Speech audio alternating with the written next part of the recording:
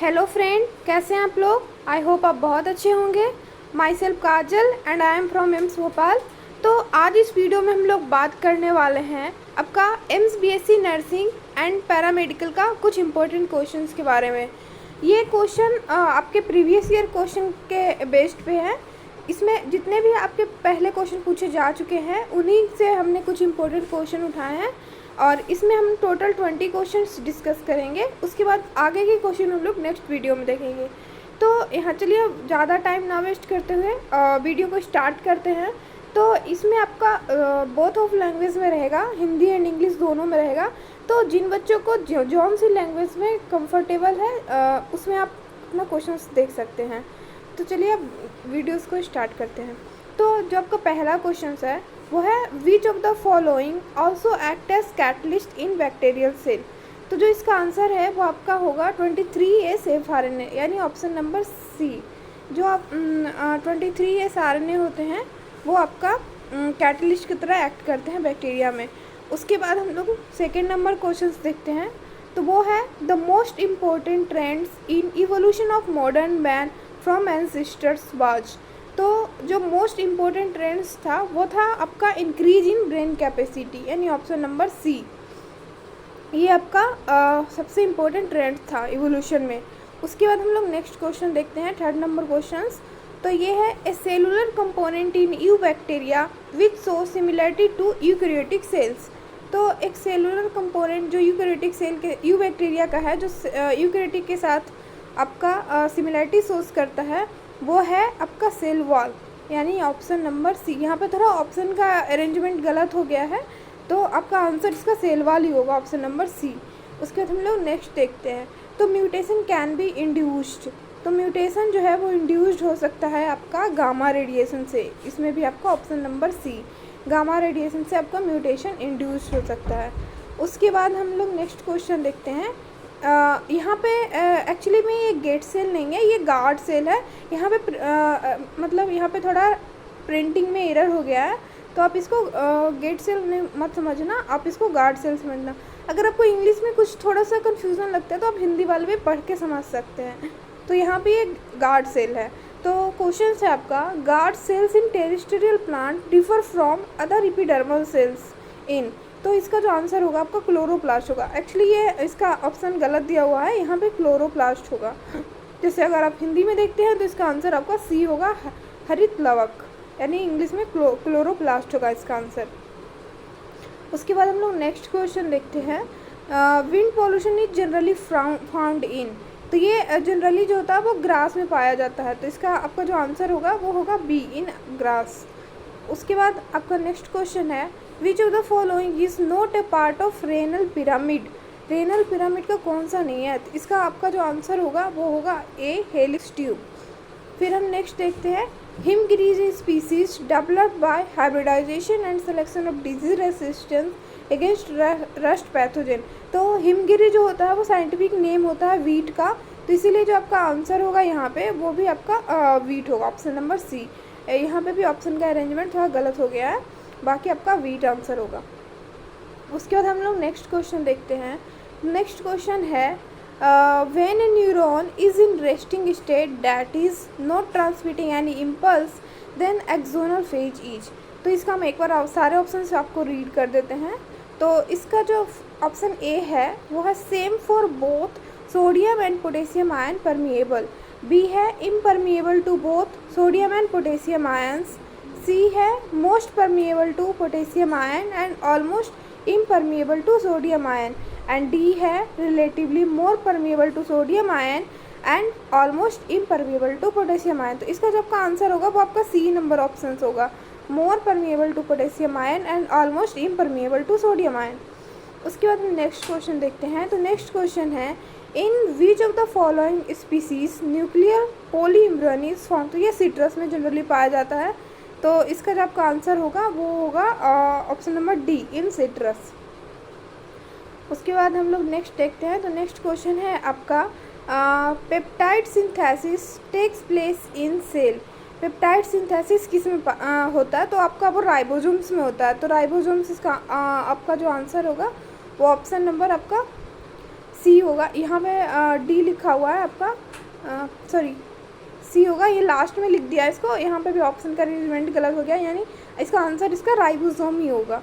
उसके बाद है when two unrelated organism or lines are cross the if two hybrid are of higher quality than their parents this phenomena is called hybridization. इसका answer hybridization होगा। यहाँ पे hybrid लिखा हुआ है बट इसका जो आंसर होगा वो आपका हाइब्रिडाइजेशन होगा यहाँ पे, क्योंकि यहाँ पे अगर वो पूछता कि जो प्रोडक्ट बनते हैं वो क्या होंगे तो हम लोग इसमें हाइब्रिड्स लिख सकते हैं, लेकिन यहाँ पे पूछा हुआ फेनोमिना, तो फेनोमिना के केस में ये हाइब्रिडाइजेशन होगा। लाइट चली गई है तो कोई नहीं, हम देखते हैं क्वेश्चन। तो इसका जो आपका आंसर होगा वो यहाँ पे हाइब्रिड लिखा हुआ है, यहाँ पे हाइब्रिड नहीं होगा, ये हाइब्रिडाइजेशन होगा। तो यहाँ पे अब इसका यहाँ पे देख सकते हैं इसका आंसर जो मतलब यहाँ, क्योंकि यहाँ पे फेनोमेना पूछ रहा है, अगर वो पूछता कि वो प्रोडक्ट क्या होता तो उसको हम लोग हाइब्रिड बोलते हैं, लेकिन यहाँ पे पूछ रहा है फेनोमेना को क्या कहेंगे, तो उस फेनोमेना को हम लोग हाइब्रिडाइजेशन कहते हैं। तो उसके बाद हम लोग नेक्स्ट क्वेश्चन देखते हैं। उसके 13 क्वेश्चंस हैं आपका। Cork cambium cork and secondary cortex collectively. तो आपका जो 13 नंबर का आंसर है वो है आपका ये थोड़ा इसमें ऑप्शंस पता नहीं क्या लिखे हैं, मुझे थोड़ा समझ नहीं आ रहा। मैं इसका आपको बाद में बता दूंगी कमेंट बॉक्स में। इस क्वेश्चंस पे थोड़ा मुझे मतलब इसके ऑप्शंस पे डाउट लग रहा है, तो मैं इसका बाद में बताऊंगी, इसका ये नहीं हो सकता, कुछ और है आंसर। उसके बाद हम लोग 40 नंबर क्वेश्चंस देखते हैं। During the normal menstrual cycle in humans about what day there is rapid secretion of एलिस। तो इसमें पूछ रहा है कि जो मेंस्ट्रुअल साइकिल होता है तो कौन सा दिन सबसे ज़्यादा एलएच का सिक्रीशन होता है। तो यहाँ पे इसका जो आंसर है 14 डे होगा। जो 14th डे होता है वहाँ पे सबसे ज़्यादा होता है, क्योंकि उस दिन ही ओवुलेशन होती है। जनरली हम लोग मानते हैं कि जो आपका मिड होता है पूरे मंथ का, उस दिन 28 डेज़ का पूरे मेंस्ट्रुअल साइकिल होती है, तो उसके जो मिड होता है 14 डेज़, उस दिन ओवुलेशन होता है, और उस दिन जो होता है आपका एलएच का सबसे ज़्यादा सिक्रीशन होता है। और उस दिन आपका एक ग्राफ में भी आपको देखिएगा वहाँ पे एक एलएच सर्ज बनती है, तो ये आपका सबसे ज़्यादा यहाँ पे एलएच का सिक्रीशन होता है। उसके बाद हम लोग नेक्स्ट देखते हैं, नेक्स्ट 15 नंबर क्वेश्चंस देखते हैं। The cells lining the blood vessels are related to. जो आपका ब्लड वेसल्स को लाइन करता है वो आपका सेल जो होता है वो आपका जनरली वो स्क्वामस एपिथेलियम होते हैं, क्योंकि एक मिनट,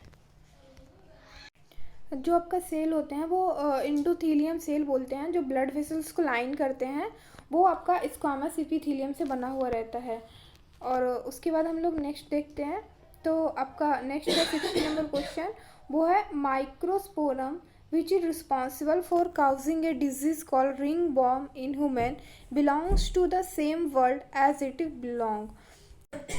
तो यहाँ पे आपका पूछ रहा है कि जो आपका माइक्रोस्पोरम काउजिंग जो आपका एजेंट है जो रिंग वॉर्म उसको कहते हैं, वो बिलोंग करता है वो सेम वर्ल्ड से, और कौन यहाँ पे बिलोंग करता है। तो यहाँ पे जो आपका है वो भी एक फंगस होता है। तो यहाँ पे एक ऑप्शन नंबर सी राइजोपस भी एक फंगस है। तो आपका दोनों सेम वर्ल्ड से बिलोंग करते हैं। उसके बाद हम लोग 17 नंबर क्वेश्चन देखते हैं। तो जो आपका 17 नंबर है वो है human spermatozoa are abundant in plasma. तो ह्यूमन स्पर्मेटोजोआ जो होता है उसमें सबसे ज़्यादा एबुंडेंट क्या होता है। तो इसमें सबसे ज़्यादा जो होता है वो होता है फ्रुक्टोज होता है, कैल्शियम होता है एंड सम एंजाइम्स होता है। यानी आपके जो ऑप्शंस नंबर ए हैं वो आपके यहाँ पे हो जाएंगे। उसके बाद हम लोग नेक्स्ट देखते हैं 18 नंबर क्वेश्चंस। तो 18 नंबर क्वेश्चंस है the phylogenetic method of classification is based on. जो आपका फाइलोजेनेटिक मेथड होता है वो आपका बेस्ड होता है जनरली इवोल्यूशनरी रिलेशनशिप पे। वो आपका ऑप्शन नंबर ए है डेवलपमेंट रिलेशनशिप, यानी इवोल्यूशनरी। फाइलोजेनेटिक का मतलब ही होता है इवोल्यूशनरी, तो यहाँ पे इवोल्यूशनरी रिलेशनशिप पे बेस्ड होता है क्लासिफिकेशन, उसको फाइलोजेनेटिक कहते हैं। ये बहुत इंपॉर्टेंट क्वेश्चन है, बहुत बार पूछा जा चुका है। उसके बाद हम लोग नेक्स्ट देखते हैं नेक्स्ट आपका है 90 नंबर क्वेश्चंस। इसमें क्वेश्चंस है सिनेप्सिस टेक्स प्लेस ऑन। तो सिनेप्सिस आपका कहाँ पे होता है? तो इसका जो आंसर्स है वो आपका सिनेप्सिस, तो ये जो इसका है वो दो होमोलोगस क्रोमोसोम के बीच में होता है। तो इसका आंसर होगा आपका डी। ऑप्शन नंबर जो डी है वो आपका आंसर्स होगा। दो होमोलोगस क्रोमोसोम के बीच सिनेप्सिस होता है।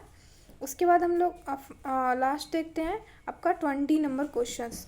तो जो आपका 20 नंबर क्वेश्चंस है वो है which of the following animal pairs is included under jealous species. तो जो आपका जॉलस स्पीसीज था उसमें कौन सा एनिमल इंक्लूडेड होंगे? तो उसका जो आपका आंसर है वो है hagfish and lamprey, option number C. तो यहाँ पे आपका कंप्लीटेड होता है।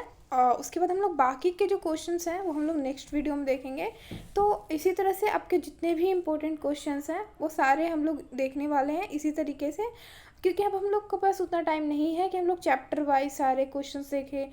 तो इससे अच्छा है हम लोग जितना इम्पोर्टेंट क्वेश्चन है वो सारा हम आपको इसी तरह से कंप्लीटेड करवा देंगे, ताकि अब अगर इसमें से कुछ भी क्वेश्चंस आते हैं तो आपका नहीं छूटेंगे।